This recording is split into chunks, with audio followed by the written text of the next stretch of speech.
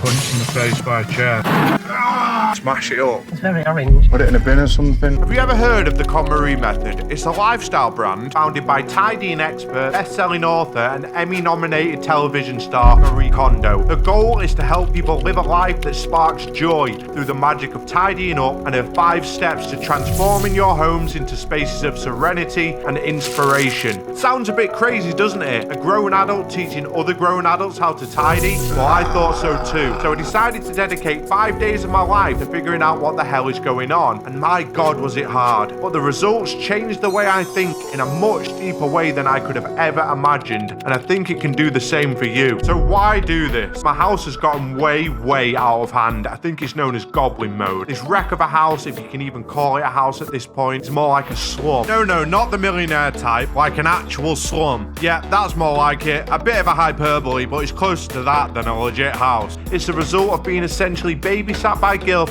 since around the age of 13, and it needs to change. I was supposed to be moving in here with a girlfriend I had at the time, but that went to shit. That's love, you beautiful bitch. This caused a bit of a lack of a motivation to do much with the place. You all know the feeling, too depressed to do anything, but it's because you don't do anything that you're depressed. The cycle of death. Well, skip forward a few months, I'm over the girl, well trained in self-improvement, gaining huge amounts of knowledge from exceptional people such as Jordan Peterson and Hamza, taking courses on meditation, fitness and film, read books like Atomic Habits and the 4-Hour Workweek, putting much of this into practice, although of course I'm still a work in progress, but aren't we all? It was time to take a break from women and sort my own shit out first. It's through this pursuit of self-improvement that I stumbled across KonMarie and her minimalist, regimented approach to sorting out the space you live in, finding joy in the things you own. And so began my journey. Day 1. There I was, staring at the monumental task of dealing with a year's worth of Goblin mode. I hadn't even started yet. To say I was already having second thoughts was an understatement. Shit on the floor. I regret starting it so bad. I'm gonna have to watch Matt Diabello's video and reread that book and start again because my head's frying out and I can't take it anymore. I'd barely done 30 minutes work. I had zero motivation. Before I could start implementing the KonMarie method, I needed someone with experience in tidying up after my shit to give me a kickstart. And there was one person I knew who was well trained in this. I'm calling on my mum to fucking back up. I tried to ask my mates. Do you know what they all said? Give me 50 quid and I'll do it. Cheers, guys. I wouldn't do it. Hi. Hi. You okay? What are you doing? I'm filming you. That's right, when all else fails, turn to your mum. She gave me a little help and a little heckle to get me started. Absolutely. Thanks, Mum. I'm gonna go do downstairs. Cleaner.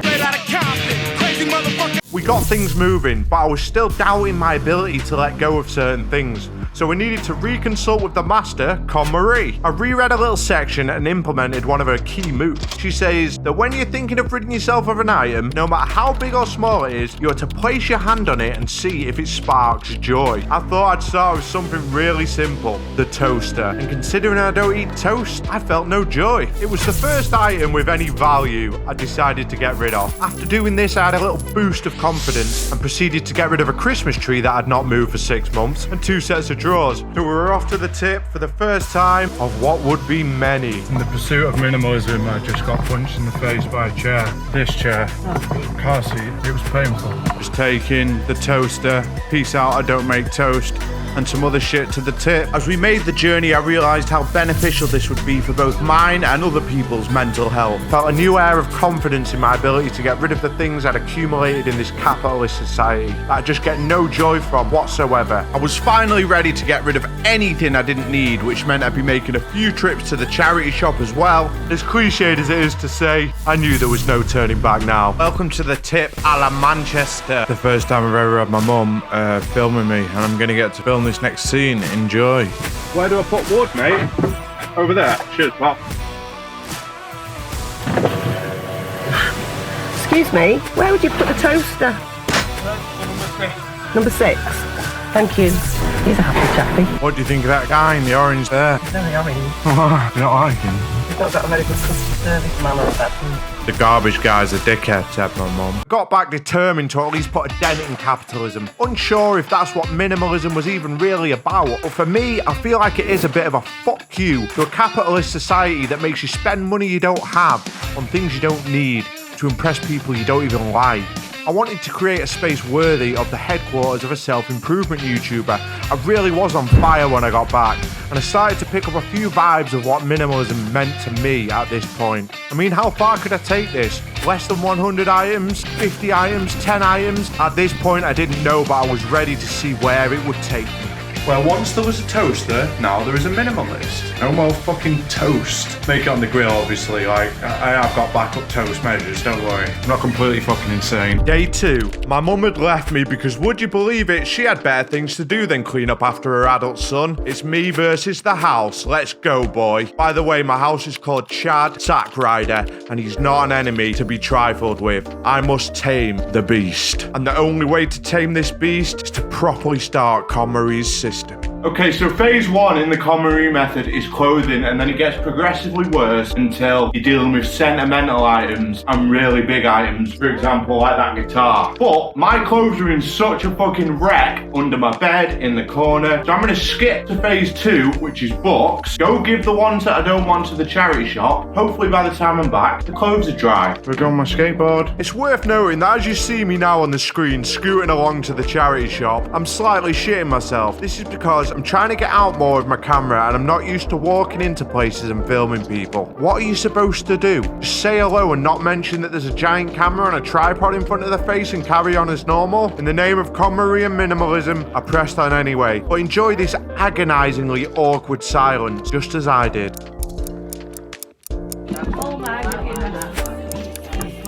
Yeah, I'd go with the large anyway, yeah. Like, because I've got a wardrobe full now. Have you? Mommy pays dibs on everything we work.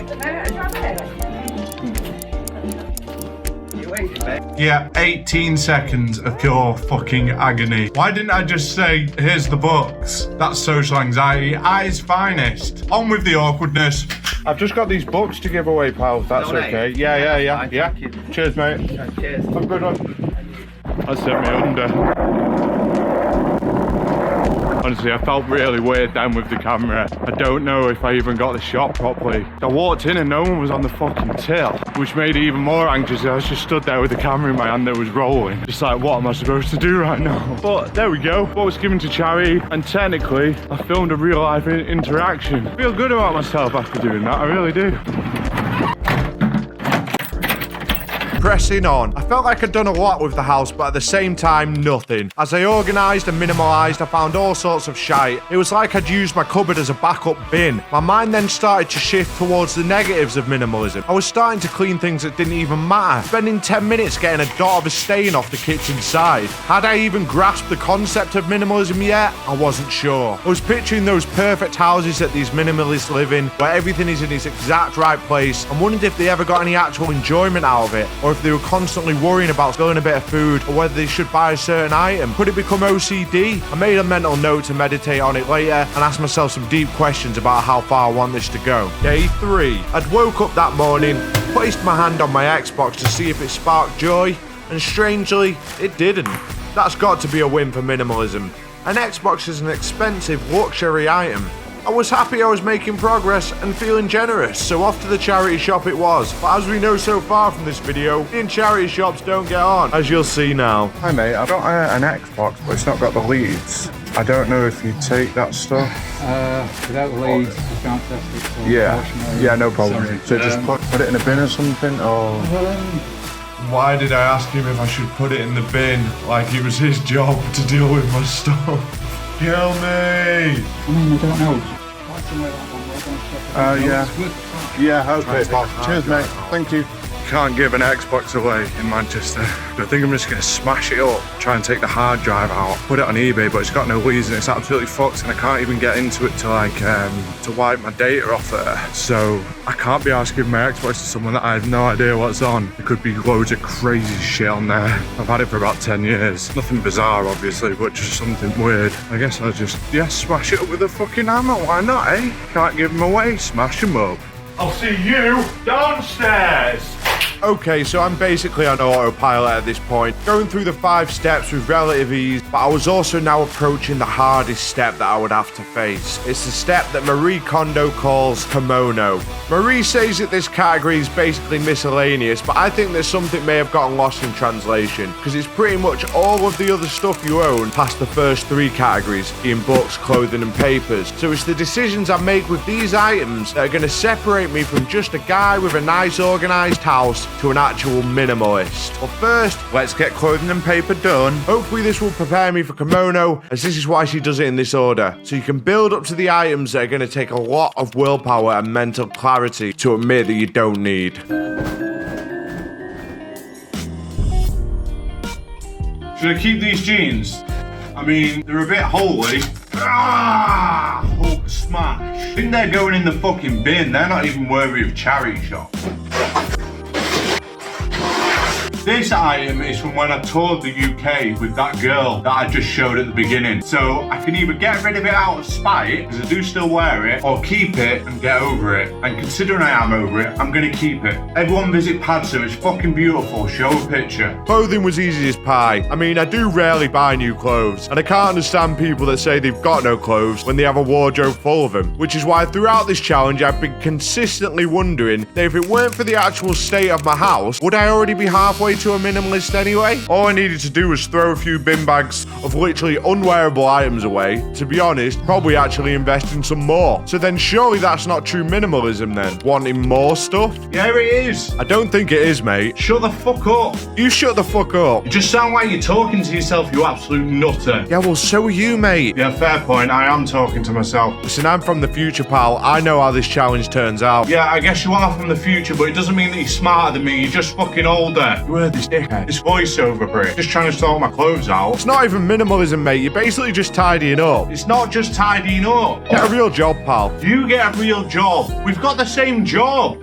Get on with the video, will ya? Alright. Sorry about that. Me and my past self don't get on sometimes. Now, where was I? Clothing. Done. On to papers, and then it's time for the final challenge. Rest in peace. One thing to really take note here is that I'm tidying my house, but the picture's bigger than that. Obviously, there's going to be plenty more laughs in this video, but I just need to get serious for a second. My home was a representation of my mental state. And if you've got a home that is a mess, how can you possibly expect your brain to be decluttered and chilled? It's just, you can't even clean your house. Your brain's firing 1 trillion neurons a second. It's just not going to happen. And the reason the house got this way is heartache, which everyone's been through before. I was supposed to be moving here with someone that I did love at the time. It just didn't happen, and I was left alone here, and I was actually an alcoholic when I moved in here. So whilst we are tidying and we're doing minimalism and we're having some jokes, there is a deeper message here, and I hope by the end of the video you'll have grasped it. There's no need to spend much time going through papers. It's the stuff that comes through your letterbox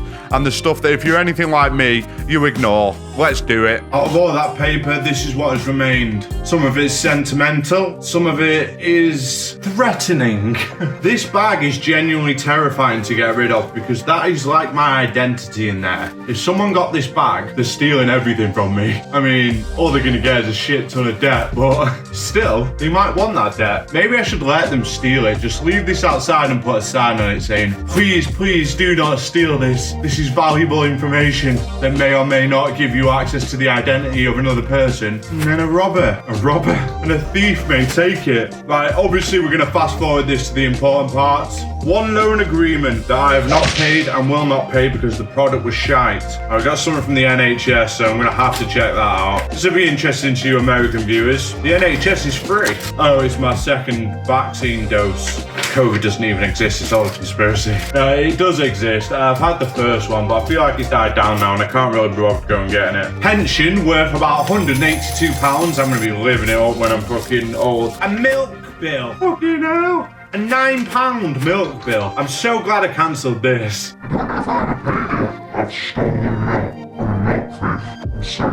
Please don't tell anyone. Bin. Oh, just a summons to court. What am I going court for this time then, eh? Non-payment of fuck off. I paid you. Groaner again, I don't want it.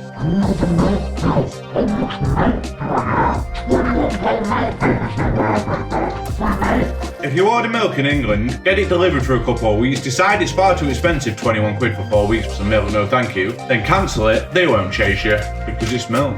Komono. All that sweat, blood and tears, and it was time to face the biggest ordeal yet. This would separate me from the minimalists and the wannabes. I could see the finish line. It was so close yet it seemed so far. Through my training from KonMarie and all the research I'd done on minimalism, I knew that it was these items that would give me the most trouble. These are the items that you've spent real money on or that hold a special place in your heart. Would I manage to defeat the capitalist conditioned voices in my head saying, no, I need that, I use it all the time, when I blatantly hadn't even touched it in a year? It was time to find out. Then I could decide whether I deserved or even wanted the title of minimalist. I got rid of things I could immediately throw away, and all the rest has to have a decision made upon it. We have got some foam work shoes, cowboy boots, cybernetics, basketball, huge bag, tool bag, 2 lights, camera gear, tennis ball, metal boots, controllers, boxing gloves, flip flops into 360, thumb controller, chocolates, kettlebell, haggard shoes, unicorn, backpack, pumpies, Xbox, center keyboard, DVDs, skybox, social clock, rock chalk, fighting gloves, rock telecaster, Star Wars lampshade, another skybox, gaming chair, paint, running shoes, laptop, Hoover bags. That's right, I turned my items into a game of Tinder. Swiping left if I didn't fancy it, and swiping right if I'd take that out for dinner. I still didn't know what to do with the laptop, but I thought maybe I could give it to a special someone who's helped me on this journey and turned me into the man I am today. I started packing my things into bin bag after bin bag, and then something caught my eye. Something a non-minimalist mind would never see. It would just sit there and you wouldn't give it the time of day. Something had clicked in my head. I was looking at things in a new way, and the things I owned all started to have their own weird vibe. Yeah, you're probably thinking, what, it's just a microwave, but this is how you break free. When you start thinking about such banal items, I think you've really started to grasp it. Because why is it there? It serves no purpose. I eat healthy food, and the days of microwave dinners are long gone. So why was it there? I had to see if it sparked any joy.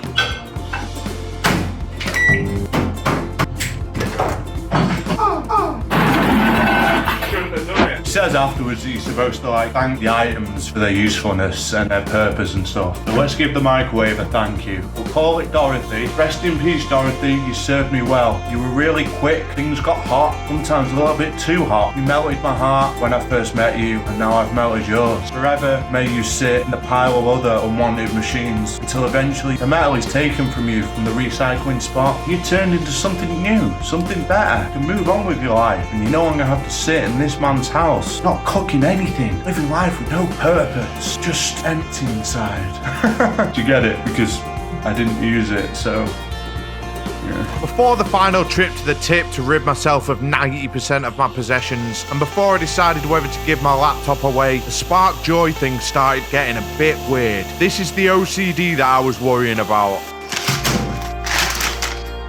Is that minimalism? Let me see if I feel the joy. I feel death. Anger.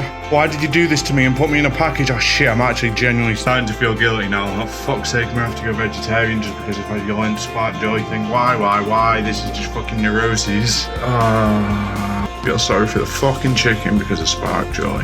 Day 4. The fruits of my labour were finally starting to ripen. There was light at the end of the tunnel. I took my dog for a walk on the canals by the side of my house in the beautiful midday sun and contemplated minimalism. Was I now free from the capitalist constraints of society? Or is minimalism just another way of hiding the truth of the fact that we are all slaves to material objects? There were 2 things standing in my way of being worthy enough to answer this. The first being whether I could part with a truly valuable item. Could I just give it away, even if it was to someone I love? And I had one final journey to make before my house was at a level that I could describe as minimalist and that Marie Kondo would be proud of. It's the final trip to the tip. Getting rid of the important items now. I think my mum's getting a bit annoyed at constant tip trips. I'm going to give you a gift anyway for helping me. They must turn out.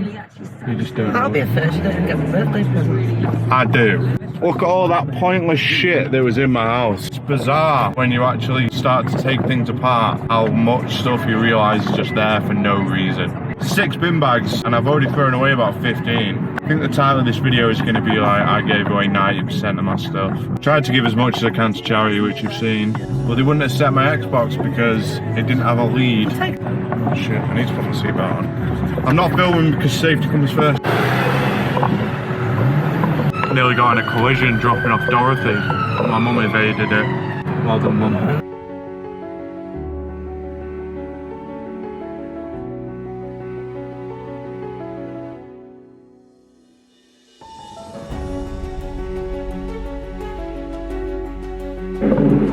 It's the final bit of minimalism that I have to get rid of is a drawer. My chauffeur for the last time. I'm going to give her a present. It's also an item I want to get rid of. On the way back, I decided I would give my mum my laptop. Hers was on the way out, and I didn't really use mine, and she had helped me a lot, taking me back and forth to the tip after work for the past 5 days, never mind raising me. And it made me realise how lucky I am to have a loving family and to even have a home that I could decide to minimalize, and that I have access to teachers like Marie Kondo to explain how to go about it. It's like as if there are people in the world that are literally starving to death, and I'm over here getting rid of things because I own too much and I want a simpler life. The world can be a cruel place, but it's also full of joy, and being able to do this challenge is a huge privilege, and it is not lost on me. I'm very, very lucky. I left the laptop for my mum on a sofa with a thank you note for helping me and went for one final walk. Minimalism, it's a lot like these canal goers. They don't have many possessions and they just chill and they don't worry about material things. They just live on the canal and it's really purposeful. It's like this entire area. It was just meant to be it's a bit deep that. I don't know, to be honest. I tried to do a metaphor of minimalism then and still can't really put my finger on it. Exactly. Not walking the dog. Say hi. Oh, I've caught her in the act. Sorry. My dog doesn't like being looked at when she goes to the toilet. Neither should anyone. It's weird that she's got the consciousness to think that. Maybe my dog's a minimalist. Bo, are you a minimalist? I think my dog's a minimalist because it's the way she walks. She only owns a collar and everything else is given to her by me. Look at these two little minimalists on the left. They're minimalist in stature. Oh my God, not there. Why would you do it there? Why would she do it there? My understanding of minimalism is that it's just about being more purposeful with the things you own. Just take a few minutes before you buy something you don't need that will just add to the world's problems, and be grateful that you're in such a privileged position to be able to make such decisions. If you want to label yourself a minimalist, go for it. If not, go for it. But for me, I'm just a guy that's mindful and wants to contribute to the world, not hurt it.